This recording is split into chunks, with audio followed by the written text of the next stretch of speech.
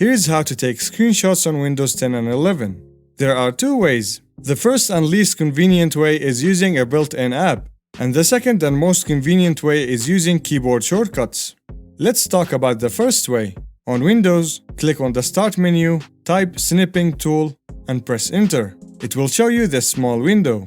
Here on the top, it may not show you the video camera icon. That's because Microsoft just added the ability to record videos using this built-in tool. But if you're using an older version of this tool, you may not see this section at all. You may see something like this. And that's okay because we're talking about screenshots today.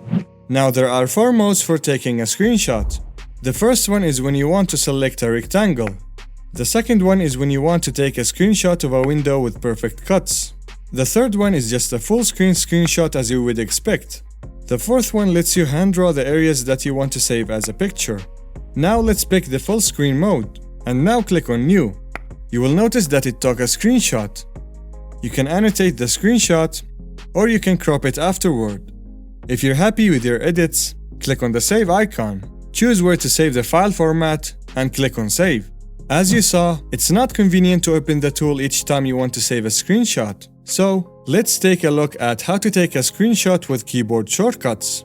We have two shortcuts. The first one uses the same options as the snipping tool. On the keyboard, press Windows key plus Shift plus S. It will give you the four options mentioned earlier.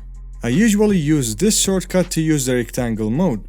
It's really convenient to take a screenshot of a small portion of the screen and send it via WhatsApp or paste it inside Photoshop. That's because it will be saved inside the clipboard.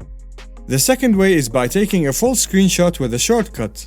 On the keyboard, press Windows key plus Print Screen. Usually, you will find this key on the top right-hand corner of the keyboard. When you press it, it will automatically save the picture to Screenshots folder inside Pictures. And now there you go. Two ways to take screenshots in Windows 10 and Windows 11. If you want to know your PC specs, then watch this video. Thanks for watching and I will see you in the next one. Peace.